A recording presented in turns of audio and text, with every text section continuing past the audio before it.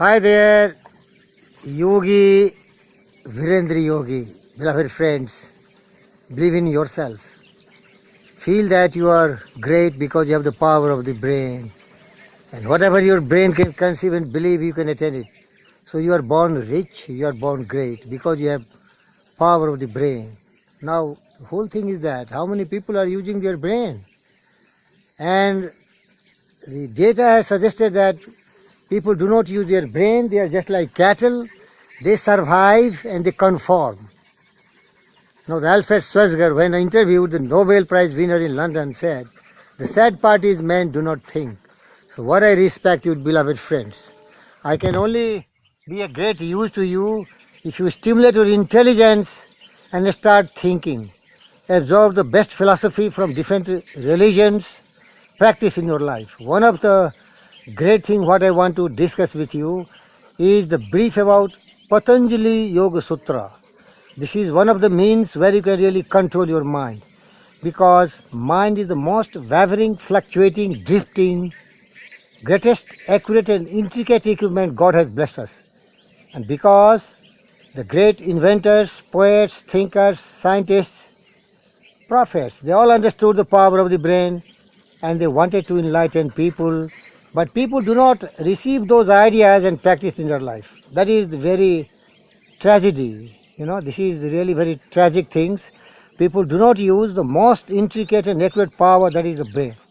But Patanjali is very systematically telling, you need happy, peace, progress, prosperity, joy, love and affection, as long as you are completing a journey of life right from birth to death. So briefly, the Patanjali Yoga Sutra is a complete information, message, but it has to be put into practice. Patanjali borrowed this idea from Adi Guru, Mahadeva, who was really the real guru, and he really practiced yoga. And you see the picture, what people have put, a strong, giant and most powerful. In Hindu mythology, he is also called a destroyer. When evil comes, he destroys all the evils. That is the power, So, beloved friends, the first word heard was Om. When the universe was created, and so the Hindu people have received that first word. And in Hindu religion, that is Brahma, Vishnu, Mahesh, the creator, the savior and the destroyer. Now let's come to Patanjali Yoga Sutra.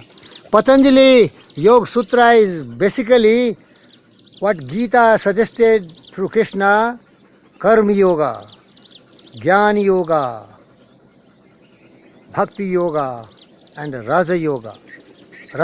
So it is basically Raja Yoga. Earlier the yoga practice were done only by the princes, the kings and the most powerful people. And there were a lot of yoga teachers. In India we have B.K. Iyengar and Krishnamacharya. They propagated and propelled the concept of this yoga all over the world in different places. Now Ramdev and so many other mushroom growths are there. They are just following their footprints. But let's come to the fundamentals, brief about Patanjali Yoga Sutra. It is called also Ashtanga Yoga, 8 limbs of yoga. The first he is telling is Yama, means our conduct towards the environment, towards society and system. And he is divided in 5 parts very briefly. First you have to do Ahiṃsā, non-violent attitude towards everything else. Second he is telling Satya, means truthfulness. Truth is really triumphing ultimately. So everyone should be truthful. Then he telling Asteya, non-stealing, don't steal anything from anybody else. Then he telling Brahmacārya, the power of sex is the most powerful emotion. So that has to be controlled, restraint and put in the right direction. For progenation, of course, you can enjoy it also. But don't make it unlimited. Otherwise we become cattle, we become animals. So it has to be very disciplined way, and self-discipline can help us to restrain it, to reprogenation, procreation and maybe some enjoyment. Okay, beloved friends? And the last in that segment is Aparigraha, non-possessive attitude. We should not try to grab everything. Earlier it was happening. When the civilized society was not there, people were dictators, tyrants, selfish, greed.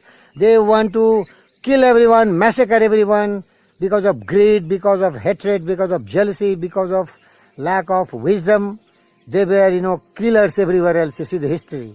They shattered the world from progress. They killed, massacred innocent lives. Otherwise the world could have been different. So that is the 5 here. I summarize. Ahiṃsā, Satya, Asteya, Brahmacārya and Aparigraha. Means don't try to grab everything else. Now the second in the line is Niyama. Niyama has also have 5 points. Niyama means observations to yourself, discipline to yourself, how you should regulate your life. First is Śauca, cleanliness is next to God. Clean your body, mind and soul and spirit. Second is Santoṣa, be contented man, don't be greedy, everything is with you, be contented. If there is no contentment, everything is waste, nothing can give you real pleasure. Then there is Svādhyāya, means personal initiative. You have to take personal initiative, every philosophy of success suggests. Unless you help yourself, nobody will help you. Then is Tapasa. Tapasya means perseverance, persistent, continual journey toward the attainment of the goal of your life. So you have to be Tapasa, means determined, committed, tremendous willpower to attain whatever you want in life and you will get it.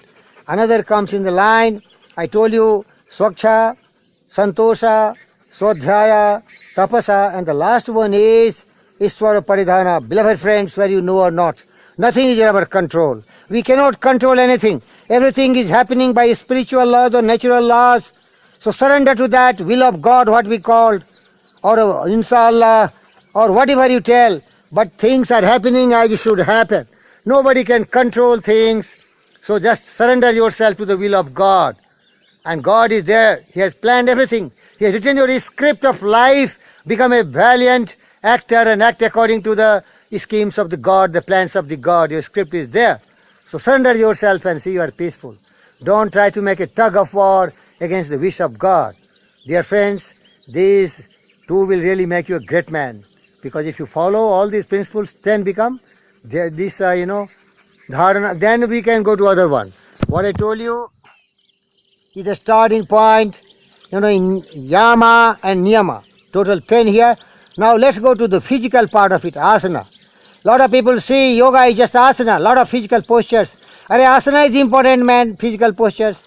If its body is not as strong, it is not made of steel, it is not made of muscles like a rock, and the nerves are not having the supply of the energetic, enthusiastic current of electricity, a man is dead. So in Hindi we say, patthar si ho manspeshiyan lohesti bhudandabhay. Nas nas mein ho lahara ki tabhi jawani pati jai. If you want to be a conqueror, victorious and valiant, your body should be very strong. All the systems of your body should be very, very strong. And asana will make your body very strong, man. Look at me. Hercules, Alexander the Great, Napoleon the Great. Body is strong. Then definitely mind is attached to the body. Mind is already a great creation of God. So you have to work with asana. Different postures. In India we have a lot of experts. B.K. Iyengar was one who really spread this all over the world. Krishnamacharya, the recent Ramdev and so many other mushroom growths are there. They are all following the same trend. So beloved friend, asana is very important. Your body needs lots of oxygen. So you have to supply oxygen. See, I am passive breather. But if you do like,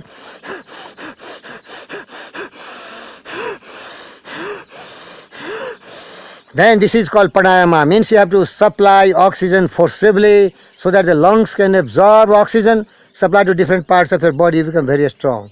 So that is very, very important for you, beloved friends. What I call you, Pranayama. There are so many Pranayama, I will teach you one after another. And don't think I am great. There are millions and millions of people who are far better than me, who know about yoga, who know about everything else. But don't misunderstand and undergrade yourself. You have to also contribute. You have to contribute everywhere. We are not telling any new things. Everyone is repeating the truth. There are few who tells the real, undiscovered, uninvented truth. But we should practice. Knowing much is foolish.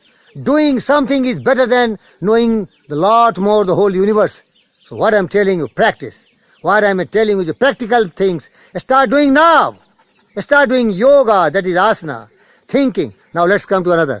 So I told you, that is Yama, Niyama, Asana, Pranayama. These are all external. Now let's go to the internal mind stuff.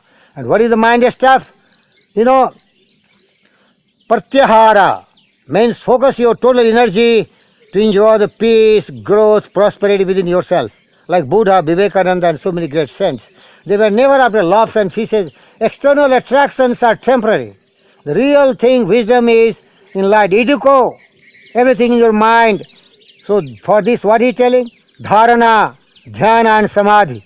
Means meditate, contemplate, try to know the truth. That's why Buddha says, I'm awake, I'm awake. I know where is darkness, where is ignorance, where is indolence, where is thoughtlessness. I know the true way, where to go, where not to go. And I want to let you know every one way. So all the religions teach us the way of life. A starting point is thinking. So the mind stuff is your real strength. We are what we think. All that we are arises with our thought. With our thought we make the world. Control your thought. Thought in the mind has made us what we are. By thought was wrought and built. If a man's mind has evil thought, pain comes to him as comes the wheel behind the ox. If you deviate from this, you will be miserable. By death will be preferable to life. I teach you life. Live life. Yama 5, Niyama 5, Asana, Pranayama, Pratyahara, focus inside, Dharana, just concentrate on truth. And then Dhyana, meditation. Meditation is focus your mind on the truth. That is meditation of love, meditation of joy, meditation of serenity, meditation of pity, and meditation of, meditation of what? True, all falsehood, impurity, pity and impurity, they are very, very important. Pity on those who are sinners, forgive them. And impurity, never allow impure ideas and thoughts come to your mind, beloved friends. We have absolute control on ourselves. We can command ourselves. We have no command on external things. But with